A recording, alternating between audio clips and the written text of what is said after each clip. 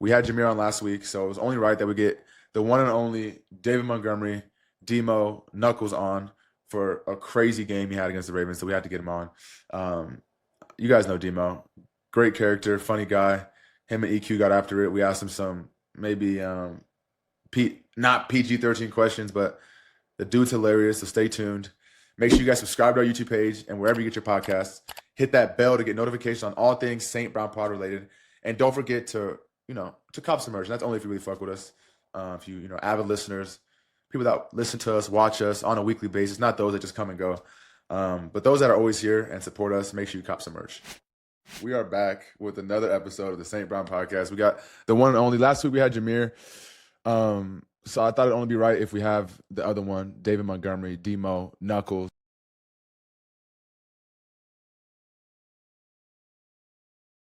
I feel like it's never been more relevant to what I'm about to say. Reading through your new book, especially in the first chapter, it becomes so blatantly clear how our early context shapes who we become in many ways. And there's never been a more glaring example of that. So I feel like that has to be the place we start. Can you tell me about that context in which you were raised?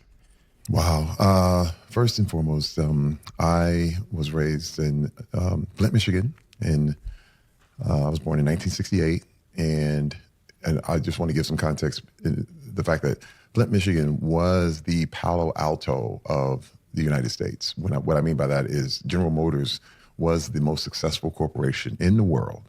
And, there were opportunities, there were money, there was homes, and people were doing very, very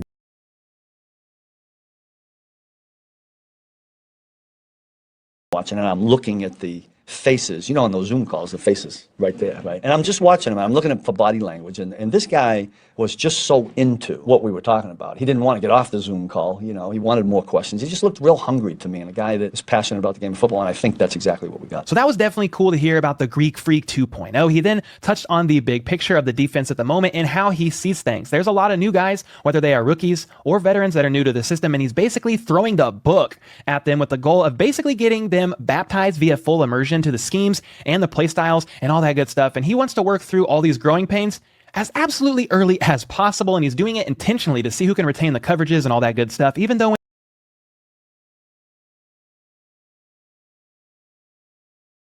Okay, I still think it's wrong. In one breathtaking moment of honesty, Charlie Kirk inadvertently revealed that his entire philosophical foundation rests on quicksand. When confronted with historical evidence that systematically undermined his claims about universal moral truths, his sophisticated theological view collapsed into little more than, well, I just think that it's yucky. Okay, I still think it's wrong. On this day, and maybe every day, Charlie Kirk's feelings didn't care about your facts. Facts don't care about your feelings. And this moment of accidental transparency unveiled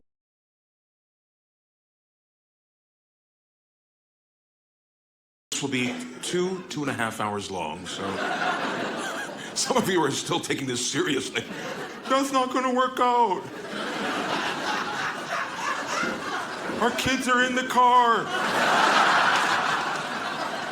Who here has not seen Lord of the Rings? Raise your hand if you've not. I know she hasn't.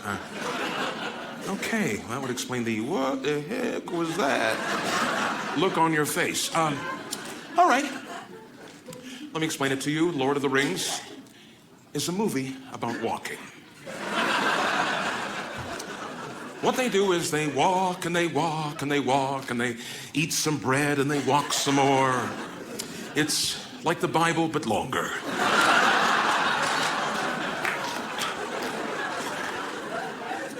There are no black people in Lord.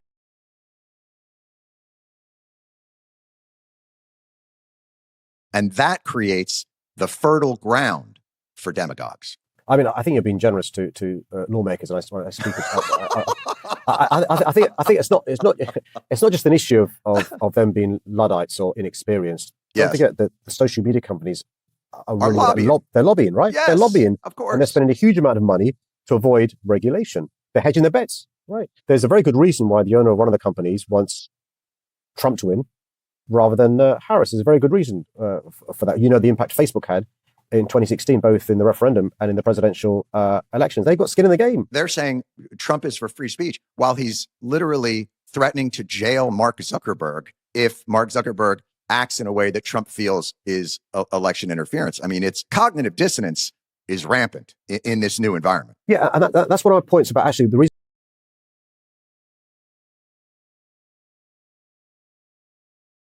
How are you doing? Subscribe on YouTube, One Street Plus, wherever you get your podcasts, and follow the show on all social media at New Heights Show with one S. Jason, tell the people what we got coming up, please. I beg it of you. Ooh, we got a stacked episode this week, Trev. That's right. Ooh. We're going to talk about Jason's week down the shore, celebrity bartending, potentially some bikini waxes, Beer Bowl 3, and also, as everyone else saw, Travis shaking it off with a special guest down at Tight End University.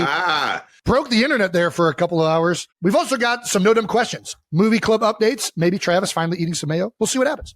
Oh, and yeah, Brad fucking Pitt is on the episode, ladies and gentlemen. That's right. He's stopping by. Brad Pitt. Travis, you already know this. We already talked to him. But yes, he's in the episode. He's going to talk all things F1, the movie, really just F1 in general. The guy's a huge fan of cars and racing. His